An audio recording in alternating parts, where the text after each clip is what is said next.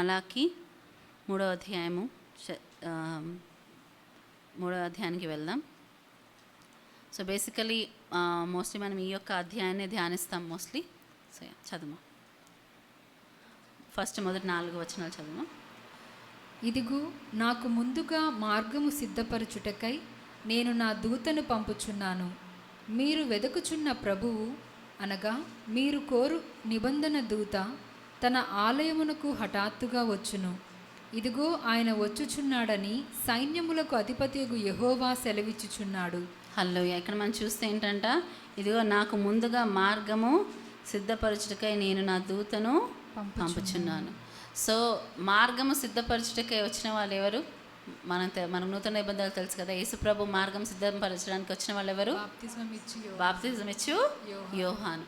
So ఇప్పుడు కూడా సంఘము యేసుక్రీస్తు 2వ రాకడకి మార్గము సిద్ధపరిచే వారిగా మనని దేవుడు ఏర్పరచుకున్నాడు. హల్లెలూయా.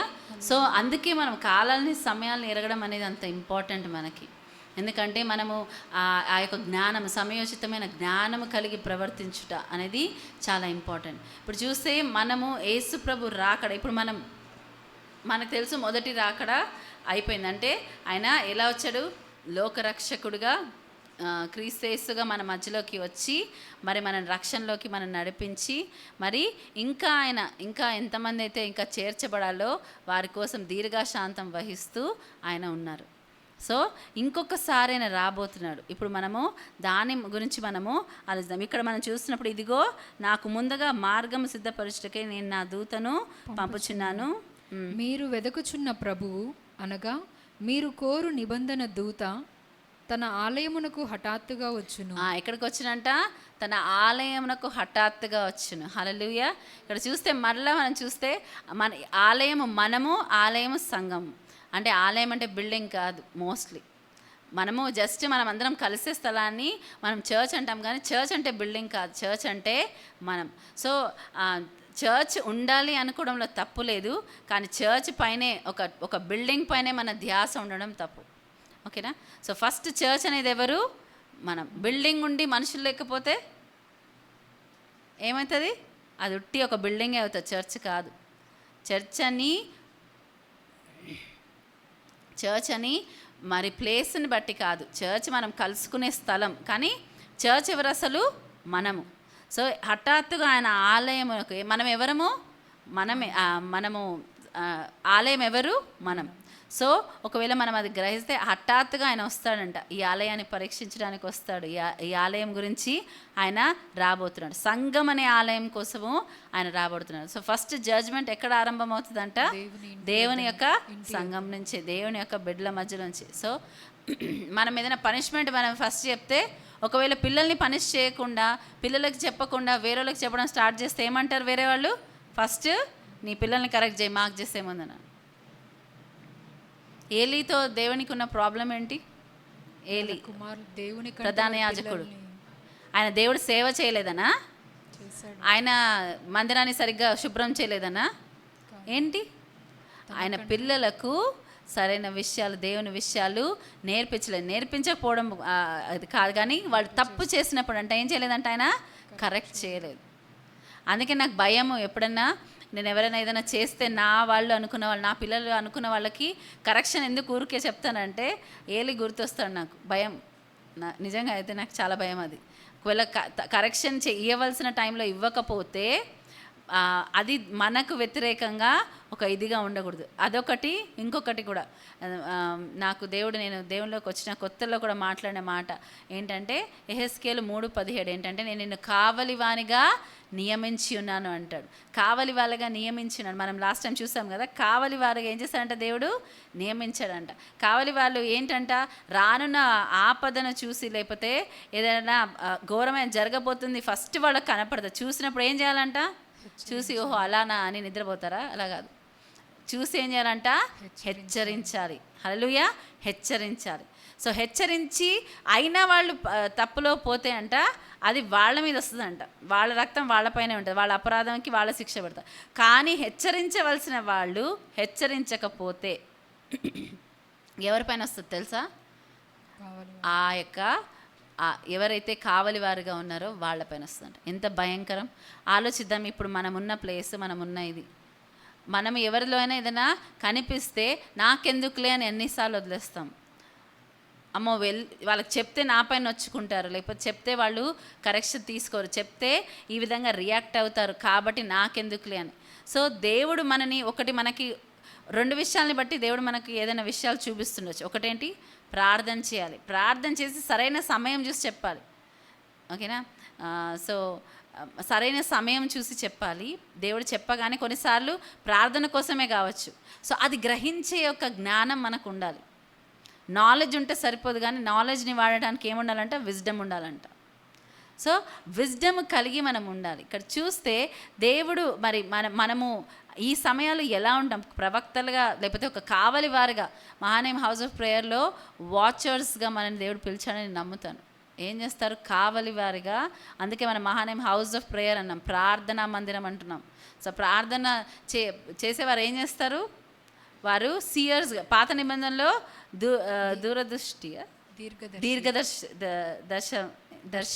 దీర్ఘదర్శి.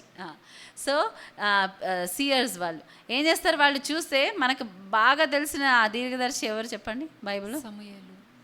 సమూయేలు. ఆయన ఏం చేసేవాడు ఎక్కువ? సమూయేలు దేనికి గుర్తంట? ప్రార్థించే వారిలో సమూయేలు పేరుందంట. హల్లెలూయా.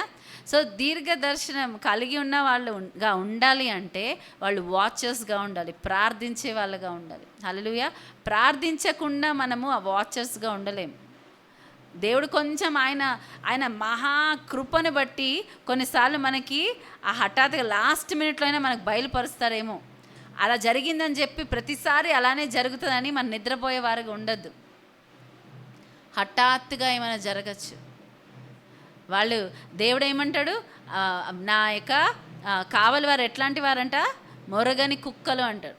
ఎంత భయంకరమైన మాట ఎప్పుడని మీరు ఆలోచించారా? లాస్ట్ టైం మనం ధ్యానించాం కదా, మొరగని కుక్కలు వంటి వారు. వాళ్ళు ఏంటంట, వాళ్ళు డ్రీమ్ చేస్తూ ఉంటారంట, కలలుగా అంటారు, కానీ ఏం చేస్తారంట? చూద్దాం ఒకసారి. 57 ఐజయా 57 ఏనా? 57 అనుకుంటా. 57 10th verse.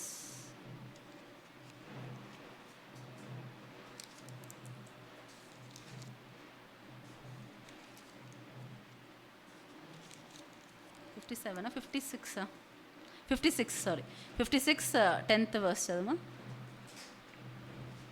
వారి కాపరులు గ్రుడ్డివారు, వారందరూ తెలివి లేనివారు, వారందరూ మూగ కుక్కలు, మొరగలేరు, కలవరించుచు పండుకొనువారు, నిద్రాసక్తులు. ఇది ఫిజికల్ నిద్ర గురించి మాట్లాడట్లేదు దేవుడు, ఫిజికల్ నిద్ర గురించి కాదు, కానీ ఎలా అంటే ఆత్మీయంగా నిద్రాశక్తి గలవారు. అంటే ఏం కాదులే, ఆ సమయం వచ్చినప్పుడు చూసుకునే బుద్ధి లేని కన్యకలు లాంటి వారు. యేసుప్రభు చాలా ఉపమానాలు చెప్పారు మనకు అర్థం కావాలని చెప్పి. సో ఆ బుద్ధి లేని కన్యకలు లాంటి వాళ్ళు. ఇక్కడ చూస్తే వారందరూ మూగ కుక్కలు, మొరగలేరు, కలవరించుచు పండుకొనువారు, నిద్రాసక్తులు. కలవరించుచు పండుకొనేవారు నిద్రాసక్తులు. సో మనకు దేవుడిచ్చిన పనిని మనము వాచ్మెన్స్గా మనం దేవుడు నిలబడ్డప్పుడు, హఠాత్తుగా ఆయన వచ్చినప్పుడు కూడా, ఎప్పుడు మనం చూస్తే ఏంటంటే ఎప్పుడు కూడా యేసుప్రభు రాకడ ఎలా ఉంటుందంట? హఠాత్తుగా దొంగవలే వస్తా అంటాడు, హఠాత్తుగా వస్తా అంటారు. సో హఠాత్తుగా వచ్చినప్పుడు, ఇప్పుడు ఎవరైనా హఠాత్తుగా వస్తే కొన్నిసార్లు మనకి గెస్ట్ సర్ప్రైజ్గా వస్తే మనకేమొస్తుంది? కోపం వస్తుంది. ఎందుకు? అరే మేము మళ్ళీ ముందు చెప్తే మేము మంచిగా రెడీ అయి ఉండేవాళ్ళం కదా అని.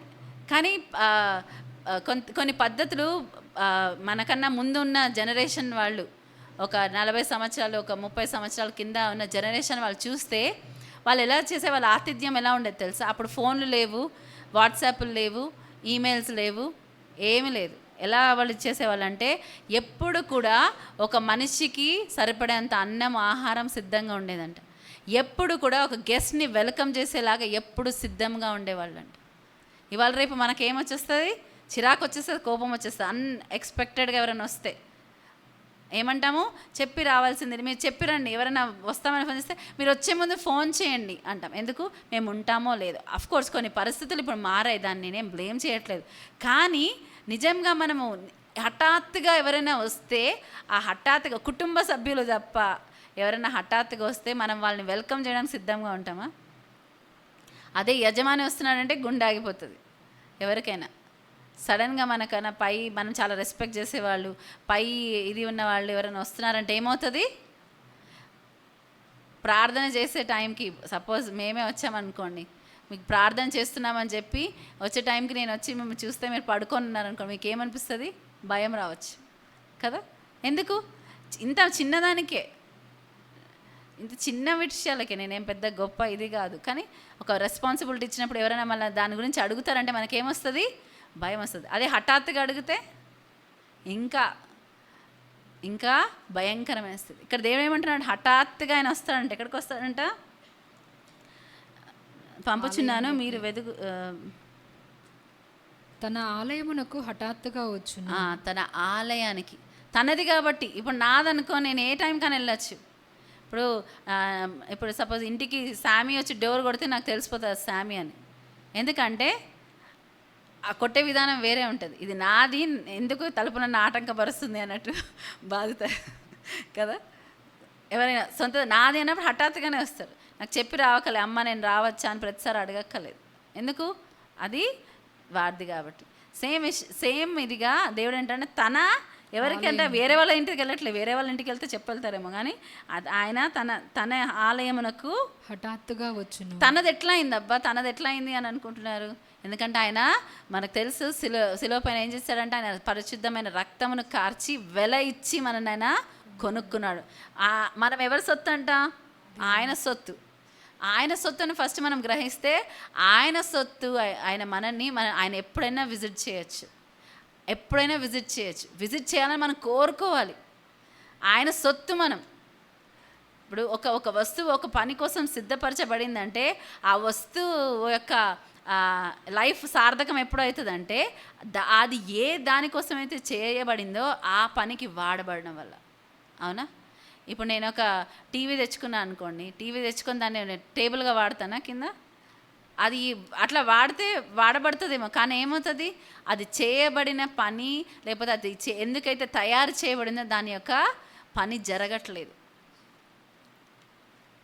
మనం దేనికైనా వాడుకోవచ్చు, అది పెద్ద గొప్ప విషయంగా అనుకుంటారు కొంతమంది. కానీ ఒక దానికి చెందిన సామర్థ్యతను బట్టి వాడకపోతే ఆ వస్తువుకి అవమానం, చేసిన వాడికి అవమానం. అవునా కాదా? ఆ వస్తువుకి అవమానం, చేసిన దానికి.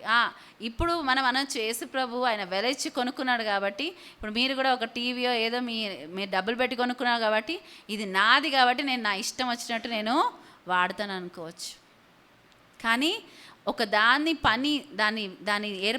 ఏర్పరచబడిన పని కోసం అది వాడబడితే దాని యొక్క లైఫ్ అది సార్థకం అవుతుంది. ఎవరైతే దాన్ని తీసుకొచ్చి టీవీని తీసుకొచ్చి టేబుల్ లాగా వాడారనుకో, వాళ్ళంత వెర్రి వాళ్ళు ఎవరు లేరు అనుకుంటారా?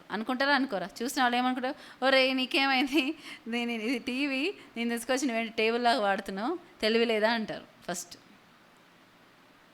సో మనము మన యొక్క యజమాని మనల్ని హఠాత్తుగా పరీక్షించడానికి వస్తే దానికి మనం సిద్ధంగా ఉన్నామా? ఇక్కడ తర్వాత హఠాత్తుగా వచ్చును, ఇదిగో ఆయన వచ్చుచున్నాడని సైన్యములకు అధిపతియగు యెహోవా సెలవిచ్చుచున్నాడు. అయితే ఆయన వచ్చు దినమును ఎవరు సహింపగలరు?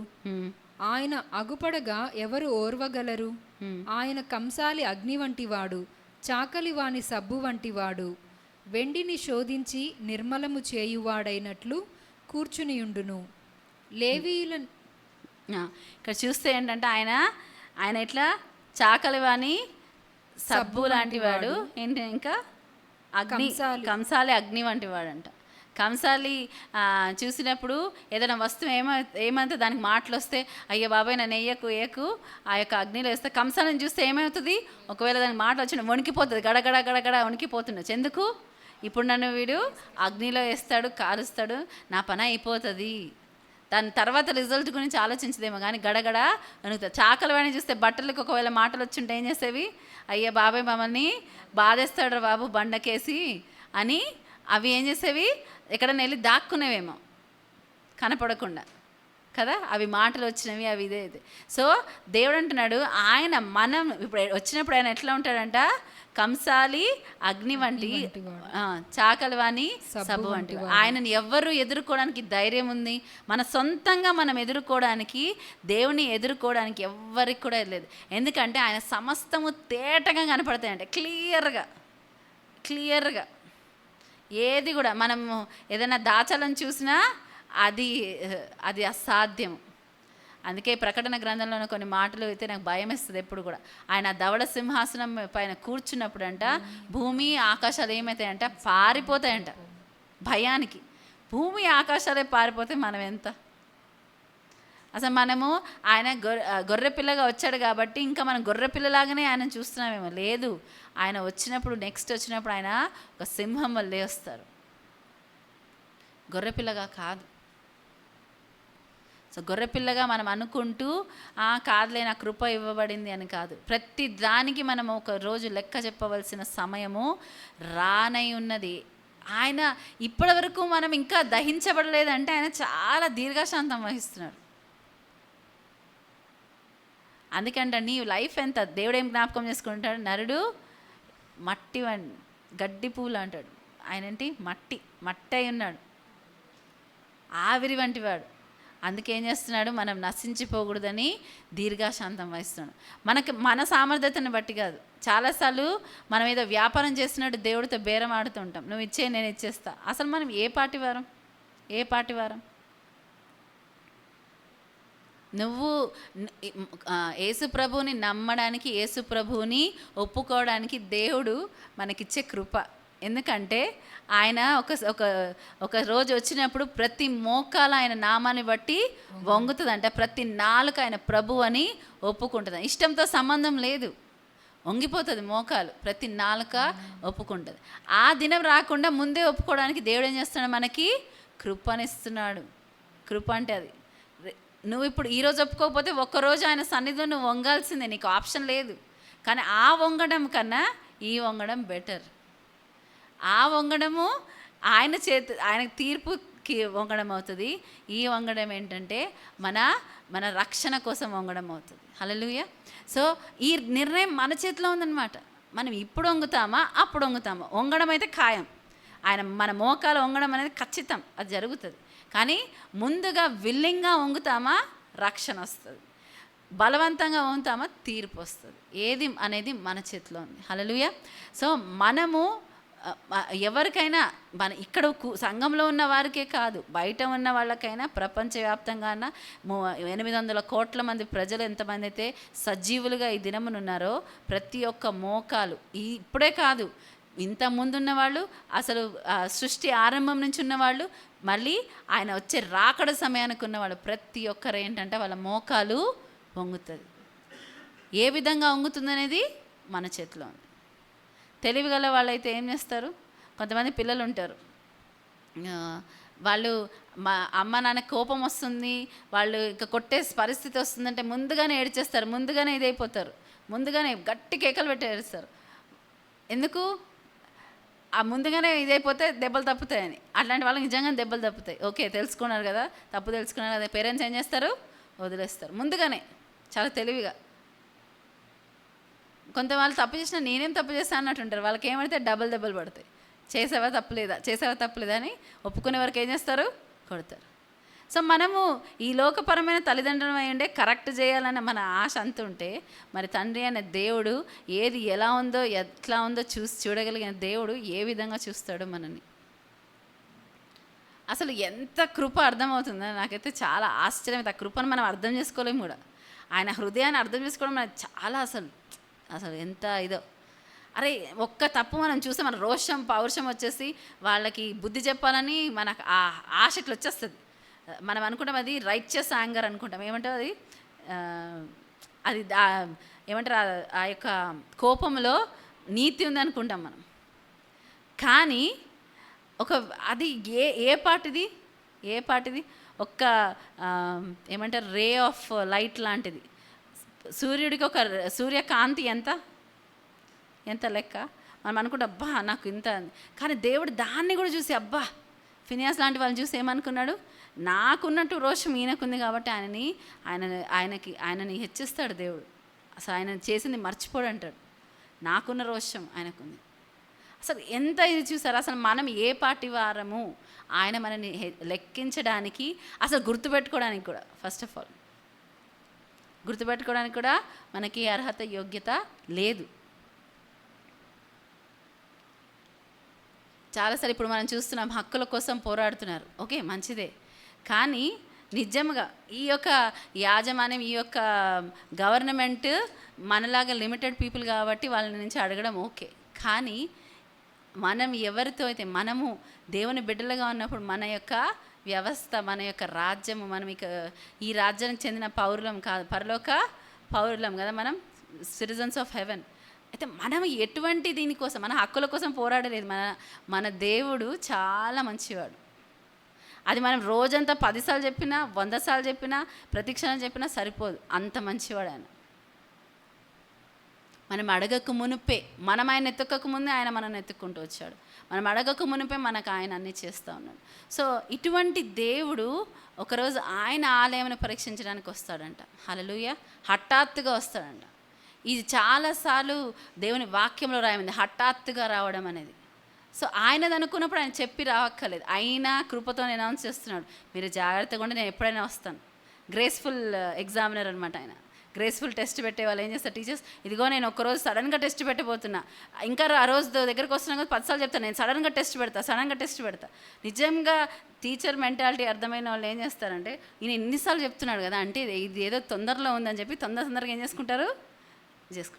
హెస్కియా దగ్గరికి దేవుని యొక్క వర్తమానం వచ్చింది, నేను ఇంకా నీ సమయం అయిపోయింది, నువ్వు ఇల్లు చక్కబెట్టుకో, ఇంకా నా దగ్గరకు రావాలి. దేవుడు కృపణిస్తాడు. ఎందుకు చెప్పాలి అని, అసలు ఏం చేయబోతున్నాడు, ఎందుకు చెప్పాలి? కానీ దేవుని వాక్యం ఏంటంటే, ఆమోస్లో నా వాక్యం చూస్తే నాకు ఎంత ఇది అనిపిస్తుందో, ఆమోస్ 3:7 అనుకుంటా, ఆయన తన సేవకులకు తన ప్రవక్తలకు చెప్పకుండా ఆయన ఏమి చేయడంట. అసలు ఏ పాటి వరం, ఆయన సొదొమ గొమొర్రా నాశనం చేయాలనుకుంటే సడన్గా ఎవరు గుర్తొచ్చారంట, అబ్రహాం గుర్తొచ్చాడంట. అయ్యో నా స్నేహితుడు అబ్రహాం చెప్పకుండా నేను ఎట్లా చేస్తాను, మోషేకి చెప్పకుండా ఎట్లా చేస్తాను. మోషేతో మాట్లాడతాడు, అబ్రహాంతో మాట్లాడతారు. ముందుగా నేను ఇలా చేయాలనుకుంటా, మోషే అంటే వద్దు దేవా వద్దు, నీ నామానికి అవమానం వస్తుంది, నువ్వు అలా చెయ్యకు, మోషే ఉండు, నేను వీళ్ళందరినీ నాశనం చేసి నీ ద్వారా నేను ఇంకొక దాన్ని చేయలేడు. ఆయన చేయగలడు, సులువుగా చేయగలడు. కానీ వద్దు దేవా, నువ్వు అలా చేస్తే నీ నామంకి అవమానం వస్తుంది, నీ బిడ్డల్ని అక్కడి నుంచి నడిపించి అరణ్యంలోకి తీసుకొచ్చి వాళ్ళని చంపేశావు అన్న పేరు నీకు వస్తుంది, వద్దు, నీ నామము అవమానపరచబడదు. అది ఎవరు వాళ్ళు, వాచ్మెన్. అలాంటి వాళ్ళు దేవుని నామము కోసము వాళ్ళు ఎంత శ్రమ అయినా, ఎంత అవమానమైనా, ఎంత ఇదైనా ఎదిరించేవారు. అటువంటి వారి కోసం దేవుడు చూస్తున్నాం. ఈ లాస్ట్ డేస్లో ఆయన హఠాత్తుగా వస్తాడు. మనం ఇందాక చూసాం, ముద్ర లేని, లాస్ట్ టైం నేను వాక్యం చెప్పినప్పుడు, ముద్ర లేని వారందరినీ ఏం చేస్తాడంటే దేవుడు నాశనం చేస్తాడు, పిల్లలు పెద్దలు ఎవరైనా లేకుండా. ఒకవేళ ఆయన ఒక వారియర్ లాగా వచ్చాడు అనుకోండి, అసలు మనం ఎవ్వరము నిలవలేం. మనం ఎవ్వరు ఆయన గర్జించే సింహము లాగా, ఆయన అంటే యూదా గోత్రపు సింహము, నేను అనేది మామూలు ఇది కాదు. మామూలుగా సింహం గర్జిస్తే అంటే కొన్ని కిలోమీటర్స్ వరకు అన్నీ ఉన్న వణుకుతాయంట, యాక్చువల్ గర్జన అది. ఒక ఆఫ్టర్ ఆల్ ఇవాళ నుండి రేపు చనిపోయే సింహ గర్జనే అంత ఇదిగా ఉంటే, అందుకే సింహము కింగ్ ఆఫ్ ద ఫారెస్ట్ అని ఎందుకంటారు. ఆ యొక్క రోరు విన్నప్పుడు ప్రతి ఒక్కదానికి వణుకొస్తుంది. అమ్మో, అది గర్జిస్తే, యాక్చువల్ పెద్ద గర్జిస్తే అంట అది ఎవ్వరు కూడా అక్కడ ఉండలేరు. అది సింహ గర్జన అంటే. అదే ఈ లోకపరమైన ఇదే అలా ఉంటే, యేసుప్రభు యూదా గోత్రపు సింహంలాగా ఆయన వస్తాడంటే, ఆయన గర్జనకి భూమి అంతా కరిగిపోతుందేమో, మనకు తెలియదు. నిజంగా ఆయన చేస్తే ఎలా ఉంటుంది. అందుకే ఆయన వారియర్గా రావద్దు అనుకోవాలి మనం ప్రస్తుతానికి. ఎందుకంటే దేవా, నేనైతే మనకి సువార్త ప్రకటించడానికి అవకాశం ఎక్కడ పోతుంది దేవా, కొంచెం సమయం అని అడుగుతూ ఉంటాం. దేవదేవా, చాలామంది ఉన్నారు మా దేశంలో, ఇంకా దేవుని తెలుసుకోవాల్సిన కొంచెం సమయం అయ్యా. అది మనం చేయాల్సిన ప్రార్థన. ఎంతసేపు మనకున్న సమస్యను పక్కన పెట్టేయాలి, వదిలేయాలి. ఏదైనా కానీ అండి, ఆరోగ్య సమస్య, ఆర్థిక సమస్య, వేరే ఏదైనా కానీ, మన తర్వాత వచనాల్లో చూస్తాం దేవుడు మనల్ని ఎందుకు కొన్ని చేయమంటాడు అనేది. అవన్నీ పెద్ద ఇంపార్టెంట్ కాదు. ప్రతిదీ పక్కన పెట్టి ఆయన కోసం మనము ఆశించాలి. ఆయన కోసం సిద్ధపడాలి, ఆయన కోసం రెడీగా ఉండాలి. మనము గర్విష్ఠులంగా గర్వాంధులుగా అయిపోకూడదు. కానీ అమ్మ నేను దేవుని కుమార్తెను కాబట్టి వీళ్ళు నశించిపోతున్నాను. కొంతమంది అలా చూస్తారు, దేవుని బిడ్డలంటే కొమ్ములు వచ్చేసినట్టు చూస్తారు. కాదు, వేరే వాళ్ళని చాలా చాలా నీచంగా చూస్తారు. లేదు, యేసుప్రభు ఎవరిని కూడా అలా చూడలేదు. అది ఫరిసేల ఆత్మ. ఫస్ట్ అది ఫరిసేలకున్న ఆత్మ, దాన్ని తీసేయాలి. మనకి వీళ్ళేంటి, వీళ్ళు అన్యులు అనే ఫీలింగ్ వచ్చిందంటే చాలా చాలా ఇది వాళ్ళని చూసినా మనకు భారం రావాలి, ఏడుపు రావాలి, బాధ రావాలి. యెరూషలేము చూసినప్పుడు దేవుని శపించాడా? ఏడ్చాడంట యేసుప్రభు. యెరూషలేమా యెరూషలేమా. ఎప్పుడైతే వాళ్ళు తక్కువ నేను ఎక్కువ అని మన ఫీలింగ్ వచ్చిందంటే ఫస్ట్ అది గర్వం ఏం చేస్తుందంటే మనని అందులుగా చేసేస్తుంది. అది మనకొద్దు. మనం సిద్ధపడాలి. మనం ఎవరినైనా యూదా పత్రికలో ఉంటుంది, మనం ఏం చేయాలి? అగ్నిలోంచి బయటికి వాళ్ళని లాగేవారిగా ఉండాలి. అగ్నిలో పడిపోయారని చూసి నవ్వేవాళ్ళగా కాదు. అట్లాంటి వాళ్ళు దేవుడిని యొక్క నిజంగా హృదయం తెలుసుకొని వాళ్ళు. ఒకళ్ళ తప్పుల్ని ఎప్పుడు ఎంచేవాళ్ళు, తప్పు చేస్తే వాళ్ళకి వెళ్ళి తప్పు చేస్తున్నావు హెచ్చరించడం వేరే, వాళ్ళని ఖండెం చేయడం, తెలుగులో ఏమంటారు, ఖండించడం. ఓకే, వాళ్ళని ఖండించి నువ్వు ఇలా సొల్యూషన్ చెప్పకుండా ఖండిస్తే ఏం లాభం?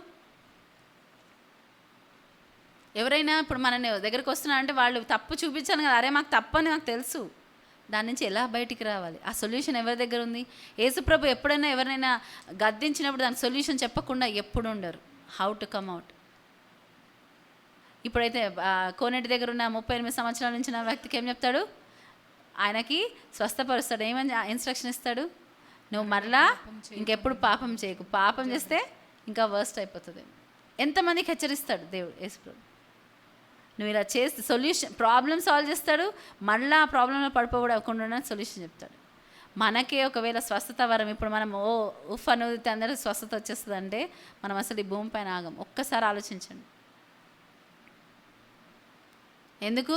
మనం బైబిల్ చూస్తే అపోస్తల కార్యం 4వ అధ్యాయం 5వ అధ్యాయం లాంటి పరిస్థితి మనకుంటే ఎంతమంది నిజంగా నిలిచి ఉంటాం. ఏముంది అపోస్తల కార్యం 5వ అననీయ సఫీరా ఏం చేశారు? వాళ్ళు దేవుని ఆత్మకి మీకు మనసు ఎలా వచ్చింది? దేవుని పరిశుద్ధాత్మకి మీరు అబద్ధం చెప్పడానికి మీ మనసు ఎలా వచ్చింది అని వాళ్ళకి అప్పుడే తీర్పు వచ్చేస్తుంది. మనం అటువంటి అభిషేకం కావాలనుకుంటాం, కానీ మనం సిద్ధంగా ఉన్నామా అభిషేకం పొందుకోవడానికి? మనం అంత అడిగినా కొన్నిసార్లు దేవుడు ఇవ్వట్లేదు. ఎందుకంటే ఆయన మనం ప్రేమిస్తున్నాడు. నిజం చెప్పాలంటే ప్రేమిస్తున్నాడు. ఎందుకంటే ఆయన అగ్ని దహించే అగ్ని, లేకపోతే మనని గుర్తింప చేసేలాంటి అగ్ని. 2 విధాలుగా పనిచేస్తుంది. దహించే అగ్ని ఏం చేస్తుంది? కాల్చేస్తుంది. మనం అదే చూస్తాం. మండుచున్న పొద ఏం చేసింది? అది కూడా మండుతుంది. ఇది మంటే అది మంటే. కానీ ఆ మంట ఏం చేసింది? ఒక మంట కాల్చేసి చంపేస్తుంది. ఆహారను కుమార్ వాళ్ళ పేర్లు ఏంటి? హోఫ్నీ కాదు, హోఫ్నీనా కాదు. అయితే వాళ్ళు ఏం చేస్తారు? వేరొక అగ్ని తీసుకొని వచ్చినందుకు వాళ్ళు ఏం చేస్తారంట, నాకు కుమారుల పేరు గుర్తు రావట్లే, కానీ వేరే ఒక అగ్ని తీసుకొచ్చినందుకు ఏమైందంట? వాళ్ళు కాలిపోయారు. వాళ్ళు. ఎంత ఘోరమైన పరిస్థితి అది, ఘోరమైన పరిస్థితి. మనం ఎటువంటి దానికోసం మనం ఆశపడుతున్నాం? ఎటువంటి గుర్తు రావట్లేదు పేర్లు. సరే, మనకు అర్థమైంది కదా అందరికీ. సో దానిపైన మనం ఇది కాకుండా తర్వాత మీరు చూడండి. సో మనం వేరొక అగ్ని తీసుకురావద్దు. ఒక అగ్ని దహించి వేసిందంటే, ఒక అగ్ని అంటే ఒక ద్వారం తెరిచింది. ఎట్లా? మోషేకి రక్షణ దగ్గరికి నడిపించింది. మోషేకి దేవుడి యొక్క స్వరం వినేలాగా నడిపించింది. సో మనము దేవుడు ఇక్కడ ఏంటి, మనము ఆ యొక్క దినాన్ని ఎదుర్కోవడానికి సిద్ధంగా ఉన్నామా? ఇది పాత నిబంధనలో చెప్పబడింది. యేసుక్రీస్తు రాని సమయంలో సో ఆ యొక్క ఇది రాని సమయంలో ఏమంటారు, ఇంకా యేసుప్రభు రాని ఆ సమయంలో జరిగింది కాబట్టి ఇక్కడ ఆయన దానికి ఎవరు నిలవలేరు అంటున్నాడు. కానీ యేసుప్రభు ఏం చేస్తాడు? ఈ యొక్క భయంకరమైన ఉగ్రత మన కోసం ఆయన శిలువ పైన ఆల్రెడీ తీసుకున్నాడు కాబట్టి మనం ఆ ఉగ్రత నుంచి తప్పించుకుంటున్నాం. సో మనము మనకి ఇప్పుడు ఒక జియో పాస్ అయింది అనుకోండి, గవర్నమెంట్ జియో. నేను ఆ గవర్నమెంట్ జియో ప్రకారం ఏదైనా అప్లై చేయగలిగితే అది మెన్షన్ చేసి అది ఇది చేస్తేనే మనకి ఆ జియో వల్ల మనకేమొస్తుందంట, ఆ Jio government order, Jio SIM కాదు, సో రిలయన్స్ జియోది కాదు. సో ఏమొస్తుందంట, అధికారం వస్తుంది. యేసు ప్రభు మనకు చేసిన దాన్ని బట్టి అధికారం వచ్చింది. ఎందుకు? మనము ధైర్యంగా ఆయన కృపాసింహాసనం దగ్గరికి వెళ్ళడానికి, ధైర్యంగా అబ్బా తండ్రి అని పిలవడానికి, ధైర్యంగా మనము ఆయనతో ఏదన్నా మాట్లాడడానికి యేసు ప్రభు చేసిన కార్యాన్ని బట్టి. లేకపోతే మనం అసలు ఏది మ్యాచ్ కాదు. సాతానికైతే మనం అసలే మ్యాచ్ కాదు. వాడు అన్సీన్ బీయింగ్, వాడికి మనం అసలు వాడికి సాట్ అయిన ఏమంటారు, పోరాడంలో సమంగా ఉన్నవాడు మనం కాదు, అసలు మనం లెక్కనే కాదు. మన ముందు యేసుని చూసి వాడు భయపడాలి తప్ప మనని చూసి కాదు. సో మనం అతిశయపడితే ఎవరిని ఎందు అతిశయపడాలంట? దేవుని యందు, క్రీస్తు యందు మనం అతిశయపడాలి. మన అతిశయం అంతా ఆయనే, మనకేం ఇది లేదు. మన అతిశయం అంతా యేసయ్య. అతిశయాన్ని గుర్తించక మనం అతిశయం పడాలి, కానీ దేవుని బట్టి అతిశయపడాలి. నా దేవుడు ఎంత గొప్పవాడో తెలుసా, నా దేవుడు ఎట్లా ఉన్నాడో తెలుసా. దేవుడు కూడా మనం చూసి అతిశయపడవచ్చు. ఎట్లా అంటాడు, యోబుని చూసావా, నా కుమారుడు యోబు, నా సేవకుడు యోబుని చూసావా, ఆయన కూడా అతిశయపడతాడు. సో మనం ఆయన్ని బట్టి అతిశయపడతాం. మనం ఆయన ఇప్పుడు వైఫ్ అండ్ హస్బెండ్ ఉన్నారనుకోండి, ఏం చేస్తారు, వాళ్ళు ఒకరినొకరు చాలా ప్రేమిస్తే, మీరు హస్బెండ్ నోట్లో ఎప్పుడు వైఫ్ గురించి ప్రేజెస్ వస్తాయి, వైఫ్ నోట్లో ఎప్పుడు హస్బెండ్ గురించి, మా హస్బెండ్ తెలుసా ఇలా చేస్తారు, మా హస్బెండ్. ఎందుకు? ఒకరినొకరు. సో దేవుడు మనం దేవుని యందు అతిశయపడితే ఆయన మన యందు అతిశయపడతాడు. ఆయన మనని ఆనందిస్తాడంట, హర్షిస్తాడంట. ఎంత గొప్ప విషయం. ఇక్కడ ఏమన్నాడు, ఈ తీర్పులోకి రాకుండా మనం జాగ్రత్త పడాలి. ఏం చేస్తాడంటే, వెండి శోధించి నిర్మూలం చేయు వాడైనట్లు కూర్చుని ఉండును. అమ్మో, దేవుడు లేచినా భయపడాల్సిందే, కూర్చున్నా ఒక దానికోసం ఒక పని పైన కూర్చుంటే ఆయన ఏం చేస్తాడు, మనలాగా మధ్యలో వదిలేసేవాడు కాదు, ఖచ్చితంగా చేస్తాడు. ఇప్పుడు యజమాని వచ్చి ఒక చోట కూర్చున్నాడంటే ఏం చేస్తారు వర్కర్స్ అందరూ, ఎంత అటెన్షన్ ఉంటుందో, అసలు ఒక్క 1% డిస్ట్రాక్షన్ ఉండదు. కానీ మన యజమాని ఇక్కడే ఉన్నారు మనతో. సడన్గా మన ఆత్మీయ నేత్రాలు తెరిచి మన చుట్టూ ఏమున్నాయో చూడడానికి మనకు ఒక అవకాశం వస్తే మనం నిలవలేమే అనుకుంటా. అందుకే ఇంకా దేవుడు మనకి ఇంకా కనికరం చూపిస్తున్నాడు, ఇంకా మనని ఇచ్చేస్తా ఉన్నాడు. తర్వాత చదవమా. లేవీయులు నీతిని అనుసరించి యెహోవాకు నైవేద్యములు చేయునట్లు వెండి బంగారములను నిర్మలము చేయు రీతిని ఆయన వారిని నిర్మలులను చేయును. ఏం చేస్తాడంట, లేవీయులు నీతిని అనుసరించి యెహోవాకు నైవేద్యములు చేయునట్లు వెండి బంగారములను నిర్మలము చేయు రీతిని ఆయన వారిని నిర్మలులను చేయును. ఎందుకంట ఆయన ఆ యొక్క ఫర్నేస్ గుండా ఎందుకు తీసుకెళ్తాడంట, వెండి బంగారాలు ఎప్పుడైతే ఆ అగ్నిలో వేయబడతాయి వాటికి ఏమవుతుంది, క్లియర్ అయిపోతాయి, క్లీన్ అయిపోతాయి. సో ఆ విధంగా దేవుడు ఏం చేయాలనుకుంటున్నాడు, మనం చేసి ఆయనకు నైవేద్యములు అర్పించేలాగా, వేరే పనులు చేయడానికి కాదు.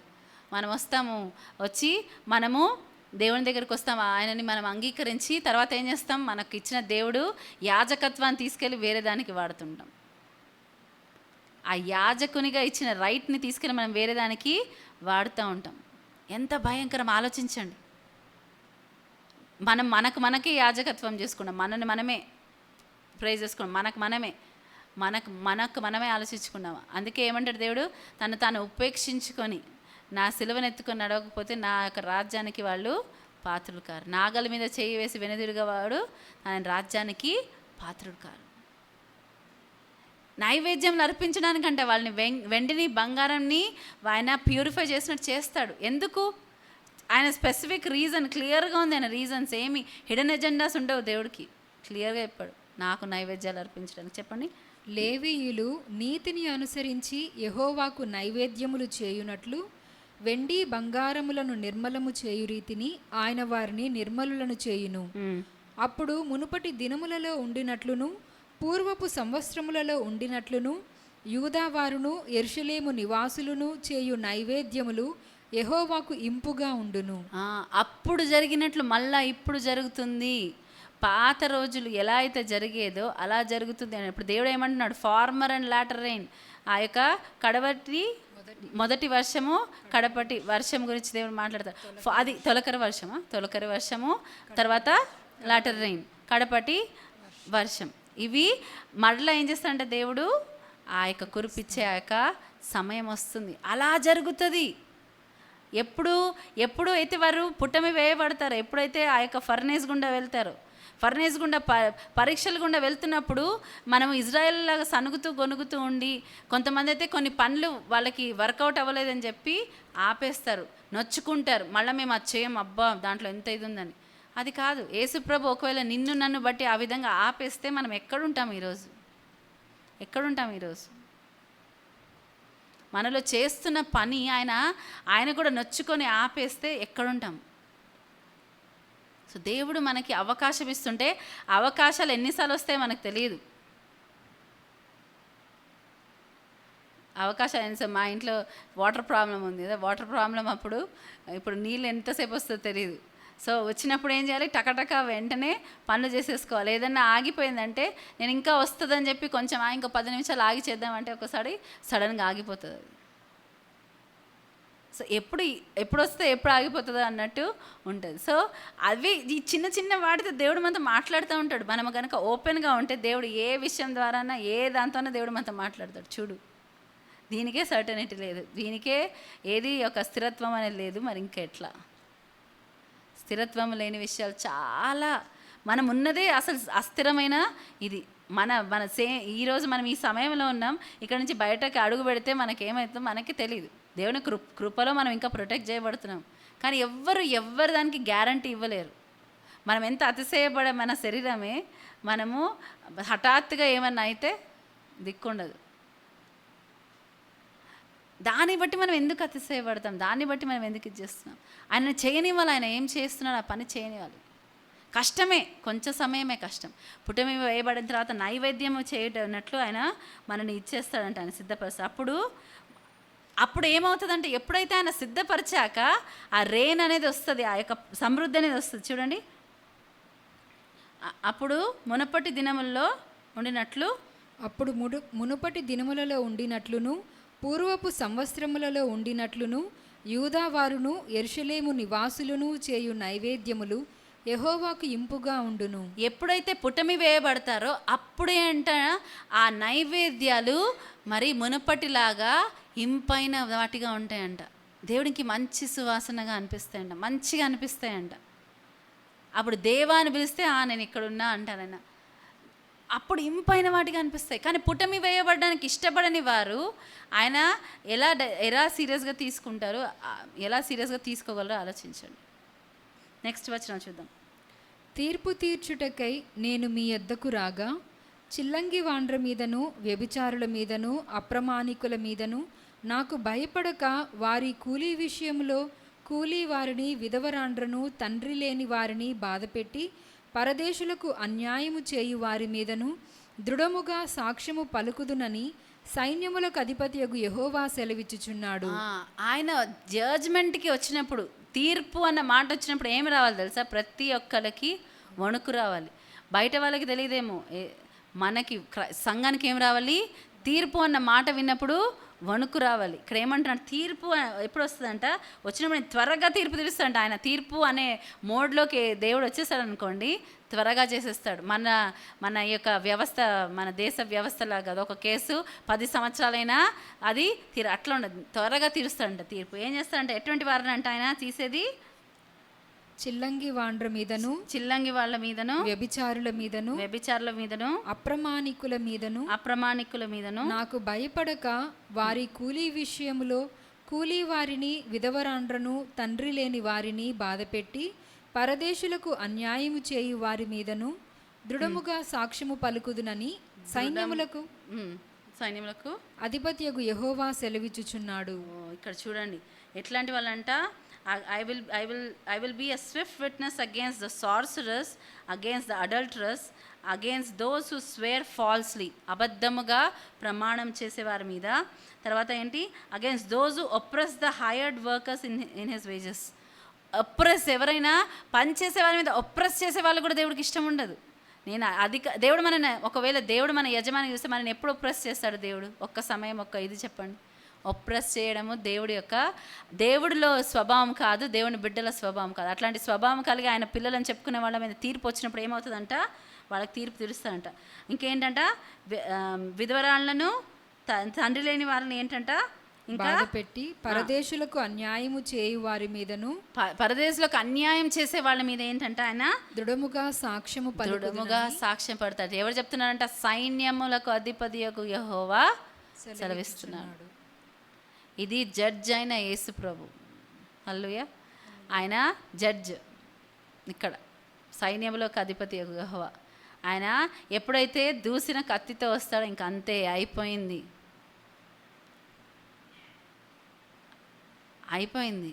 ఎవ్వరు కూడా ఆయన సన్నిధిలో నిలవలేరు. ఆయన చేసిన సాక్రిఫైస్ ఏదో టైంపాస్కి చేశాడని అనుకుంటున్నానేమో ఈ లోకం. అదే నేను చెప్పా కదా ఇందాక, ప్రతి మోకాలు ఆయన నామాన్ని బట్టి వంగుతుంది. ఒకళ్ళు విల్లింగ్గా ఉంచుతారు, ఇంకొకళ్ళు ఆయనను చూసినప్పుడు ఆ యొక్క జడ్జిగా ఖచ్చితంగా వంగుతారు.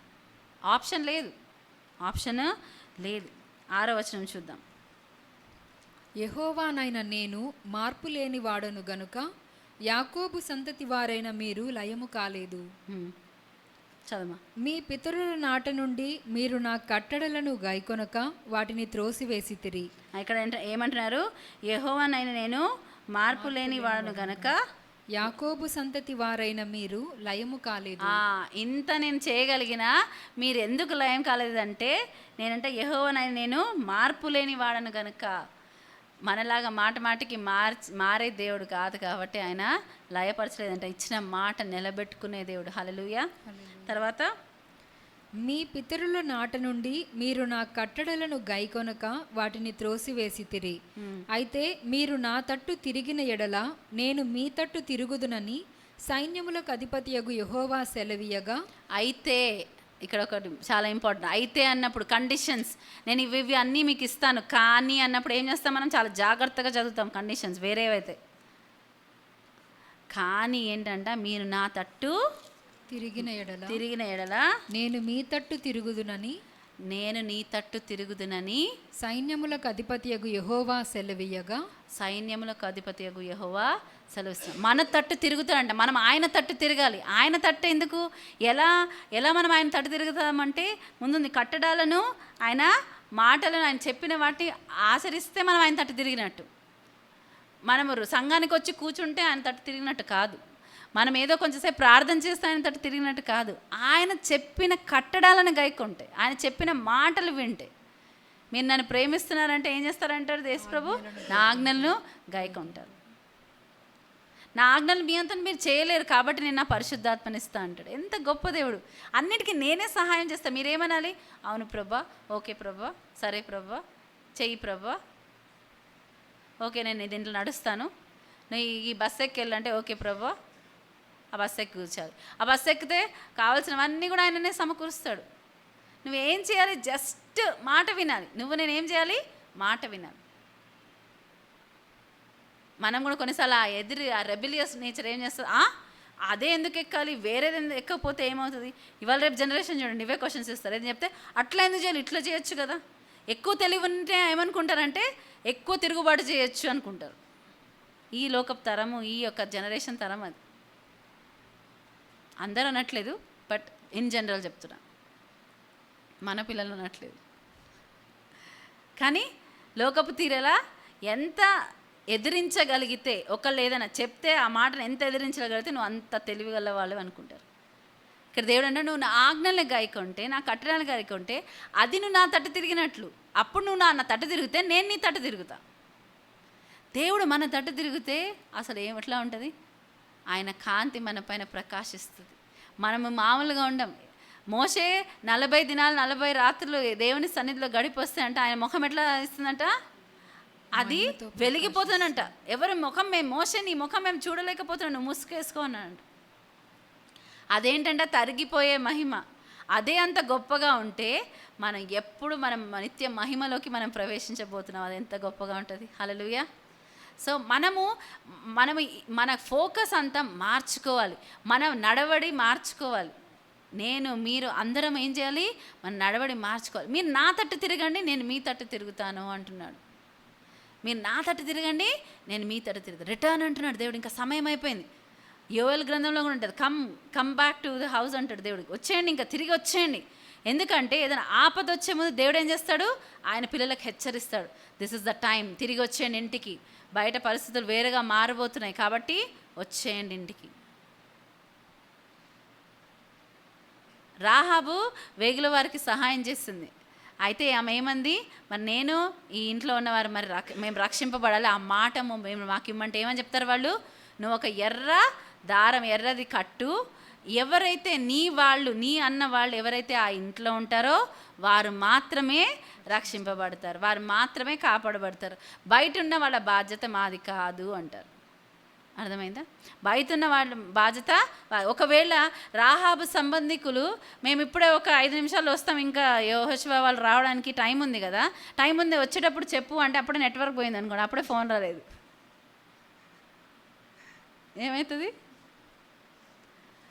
చాలా చాలా యంగ్స్టర్స్కి ఇది ఉంటుంది, ముందు చెప్పండి మేము వచ్చేస్తాం, ఆ టైంకి వచ్చేస్తామంట. కాదు, దుష్టుడు అలా అవ్వనివ్వడు. నేను చెప్తున్నది తీసుకోండి. ఇది ఏ సమయంలో ఆ ద్వారం తెరవబడుతుందో ఆ సమయంలోనే మనం వెళ్ళాలి. ముయ్యబడచ్చు అవకాశం, మనకు తెలీదు. రా అన్నప్పుడే ఎందుకు చెప్పిన సమయంలోనే చేయాలంటాడు. ఆ దేవుడి పద్ధతి. ఈ సమయంలో చేయి, ఇప్పుడు పో, ఇది చేయి అన్నప్పుడు అదే సమయంలో చేయాలి. ఎందుకంటే దాంట్లో ఒక బ్లెస్సింగ్ ఉంటుంది, దాంట్లో ఒక హెచ్చరిక ఉంది. అప్పుడు నువ్వు పొద్దున రమ్మన్నావు, మేము పొద్దున వచ్చాము, ఏమైంది? మేము ఇప్పటి వరకు లాస్ట్ మేము 3 గంటలకు వస్తున్నారు కదా, మేము 3 గంటల వరకు వస్తే అంటే అప్పుడు ఏమైనా అయితే ఏం చేస్తారు? ఇప్పుడు రాహాబు సంబంధికులు రాహాబు ఎంతనో ప్రేమించి వాళ్ళ కోసం ఆశపడి వెయిట్ చేసి ఉండొచ్చేమో, కానీ వాళ్ళు ఏం చేస్తారు? ఫ్రీ ఆఫర్, మీరు ఇప్పటివరకు ఏం చేసినా పర్లేదు, ఇప్పుడు అయితే మీరు ఈ ఇంట్లోకి వస్తే మీరు రాహాబు సంబంధికులు కాబట్టి మీరు రక్షింపబడతారు.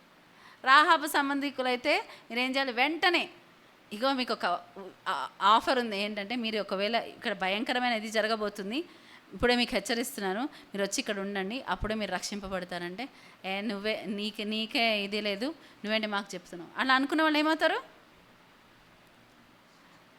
ఖచ్చితంగా నశించిపోతారు. సో మనం ఆలోచించాలి. మనకి దేవుడు ఏమంటారు? మీరు నా తట్టు తిరగండి. ఎందుకు తిరగమంటున్నాడు అంటే తర్వాత టైం ఇప్పుడు ఇది కాబట్టి నెక్స్ట్ వీక్ ధ్యానిద్దాం. ఎందుకు తిరగమంటున్నాడు అనే దానికి చాలా రీజన్ ఉంది. దాని తర్వాత మాట చూడండి, మేము దేని విషయంలో తిరుగుదమని మీరందరూ, మానవుడు దేవుని యొద్ద దొంగిలినా, అయితే మీరు నా యొద్ద దొంగిలితిరి. చాలు, ఇక్కడ మనం ఈ యొక్క క్వశ్చన్తో మనము స్టాప్ చేద్దాం. దేవుణ్ణి మనం దొంగలిస్తామా? అయితే ఏమేమి చేసి మేము నీ దగ్గర తిరగాలి? చాలా విషయాలు దేవుడు చెప్తాడు. ఈ యొక్క చాప్టర్ చాలా విషయాలతో నిండింది, అసలు చాలా అమేజింగ్ చాప్టర్ ఇది. మేము దేని విషయాలు తిరగాలి? తిరగండి అని చెప్తున్నారు కానీ దేని విషయాలు తిరగాలి? దేని విషయాలు తిరగాలనేది మనం దేవుని వాక్యంలో చదివితే మనకు చాలా తేటగా స్పష్టంగా దేవుడు చెప్తాడు. ప్రార్థన చేసుకోవాలి. అర్థం కావట్లేదు నాకు అంటే ప్రార్థన చేసుకోండి. బెస్ట్ టీచర్ ఎవరు తెలుసా? పరిశుద్ధాత్మ దేవుడు. పరిశుద్ధాత్మ దేవుడిని అడగాలి, పరిశుద్ధాత్మదేవా ఈ వాక్యాలు నాకు బోధించి, వాక్యాలు నాకు వివరించు, ఈ వాక్యాలు జ్ఞాపకం చేసుకోవడానికి సహాయం చేయి. యేసుప్రభు ఏదైతే చెప్పాడో అది జ్ఞాపకానికి తెచ్చేవాళ్ళు ఎవరంట? పరిశుద్ధాత్మ దేవుడు. సో మన బెస్ట్ టీచర్ పరిశుద్ధాత్మ దేవుడు. ఫస్ట్ పరిశుద్ధాత్మ దేవుడి దగ్గరికి మనము వెళ్ళాలి.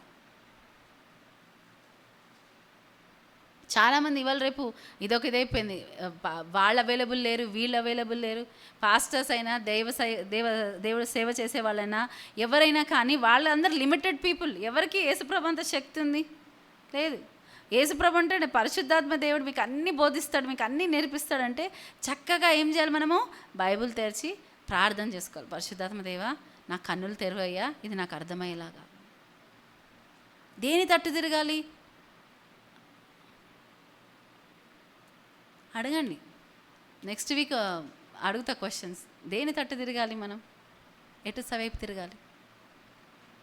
నేను దేవుని నుంచి నేనేం దొంగలించాను అంటే ఏమడుగుతున్నారు? మేము దేని విషయమై తిరుగుదామని మీరందరూ. మానవుడు దేవుని యొద్ద దొంగిలినా, అయితే మీరు నా యొద్ద దొంగిలితిరి. సో దేవుడు చాలా ఆనెస్ట్గా. ఇంకొకటి, మనం దేవుని యథార్థంగా అడిగితే దేవుడు యథార్థంగా జవాబు చెప్తాడు. ఆ జవాబు పొందుకోవడానికి సిద్ధంగా ఉన్నామా? అవును మీరు దొంగలే అంటున్నాడు దేవుడు ఇక్కడ. నేను దొంగనా అని చాలామంది నొచ్చుకుంటారు.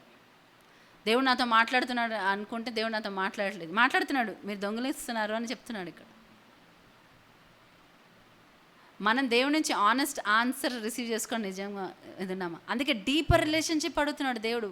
మీరు నా తట్టు తిరగండి అంటున్నాడు దేవుడు.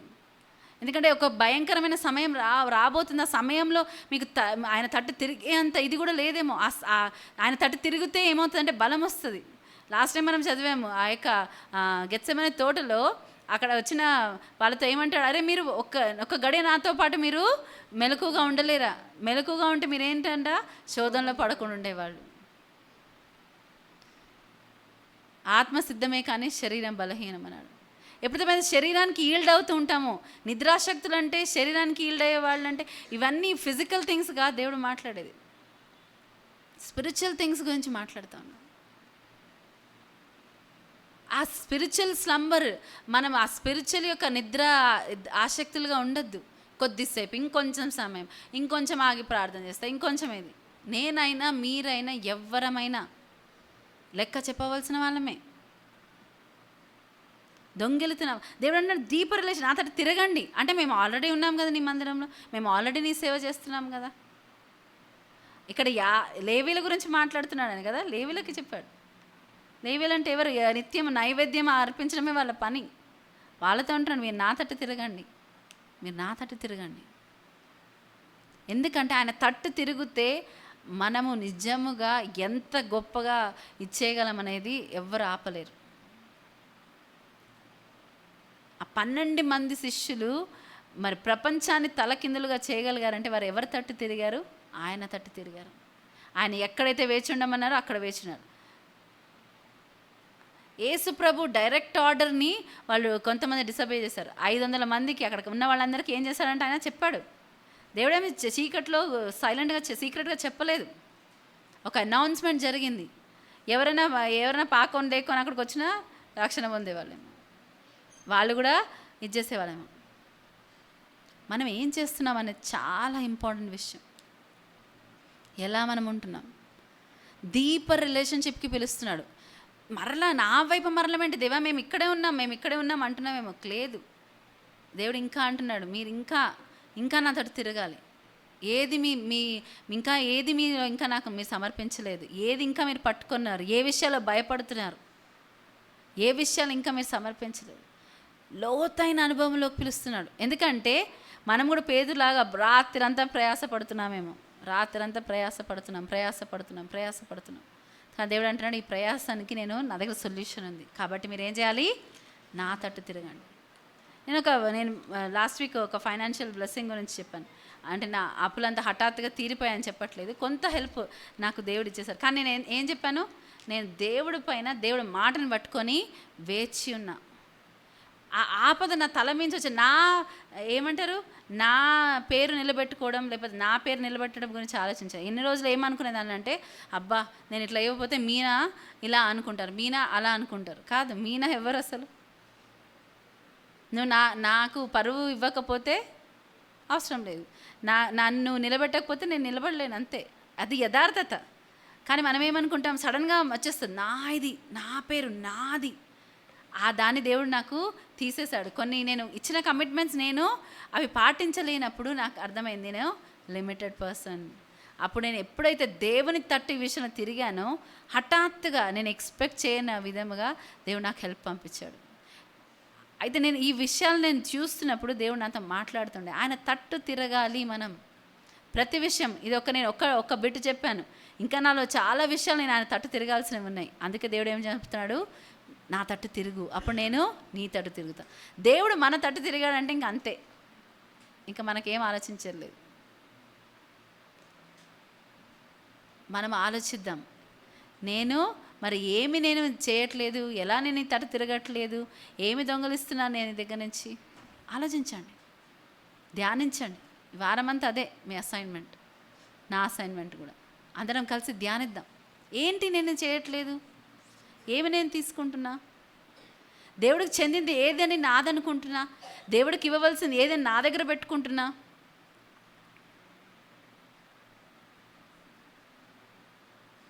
మనం కొన్ని దేవుడికి చెందవలసినవి మన దగ్గర పెట్టుకొని ఉండొచ్చు,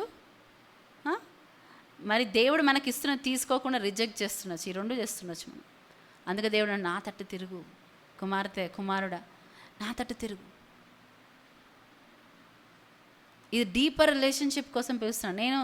నేను సంఘానికి వెళ్తున్నా, నేను బైబిల్ చదువుతున్నా, నేను ప్రార్థన చేస్తున్నా, ఇవన్నీ చెప్పకండి. That is nothing. Basic thing అది. ఎవరైనా కానీ ఎవరైనా చేయవలసిన పని అది. క్రైస్తవులు జీసస్ని తెలుసుకున్న క్షణం నుంచి మనం చేయవలసింది ఏంటి? ఆహారం, పోషణ కావాలి కాబట్టి 3 ప్రతి ఒక్కరు చేయాల్సిందే. అది కాదు, ఆయన వధువుగా మారడానికి, ఆయన చూసి ఆనందించే ప్రజలుగా ఉండడానికి చేయవలసినవి వేరే ఉన్నాయి. ప్రార్థన చేసుకుందాం. హల్లెలూయా, స్తోత్రం ప్రభువా, పరిశుద్ధుడా. నాయనా, నీవు హఠాత్తుగా నీ ఆలయంలోకి వస్తాను ప్రభా, నీ ఆలయంలో చూడ్డానికి వస్తావు ప్రభా. తను ఎన్నో విషయాలు మాతో మాట్లాడావు. నీ తట్టుకు మమ్మల్ని తిరగమంటున్నావు. You are calling us back O Lord for a deeper relationship God. అవును తండ్రి, ఆ పుట్టమి వేయబడుటకు నేను సిద్ధపడమంటున్నావు ప్రభా. రికారా మషా మందరా కురి అందరబా. Yes Lord, yes Lord. నిజంగా ఆ పుట్టమి వేయబడుటకు నైనా ఎస్ లార్డ్ అని మనం చెప్పగలమా? అప్పుడంట మనం నైవేద్యాలు ఆయనకు అర్పించడానికి ఆయన మనం సిద్ధపరుస్తాడు. ఆ నైవేద్యములు ఆ విధముగా అర్పించబడితే ఆయనకి ఇంపైనదిగా ఉంటుంది. అలా చేయడానికి ఆయన అంటున్నాడు, నా యొద్దకి రండి, మీరు నా వైపు తిరగండి, నేను మీ వైపు తిరుగుతా అంటున్నాడు. Hallelujah, hallelujah. Thank you Jesus. నాయన, ఈ యొక్క సత్యాన్ని మేము తెలుసుకొని ఆ సత్యానుసారంగా మేము నడుచుకుంటాం మీ కృపను అనుగ్రహించమని మమ్మల్ని మేము మీకు సమర్పిస్తూ ప్రభా, మేము ఈ వారమంతా మేము ధ్యానించబోచుండగా మీరు మాతో మాట్లాడండి, మమ్మల్ని నడిపించండి. Thank you Jesus. నేను మమ్మల్ని మేము మీకు అర్పించుకుంటున్నాము. ప్రతి ఒక్కరు విన్న వాక్యం ప్రతి ఒక్కరు ఫలించును గాక. మమ్మల్ని ఆలోచింపచేయండి ప్రభా, మేము సరి చేసుకొని తిరిగి వచ్చుటకు సహాయం చేయమని నీకే వందనాలు, స్తుతులు, స్తోత్రాలు చెల్లిస్తూ యేసు నామములో ప్రార్థించి పెట్టుకున్నాం తండ్రి. ఆమేన్.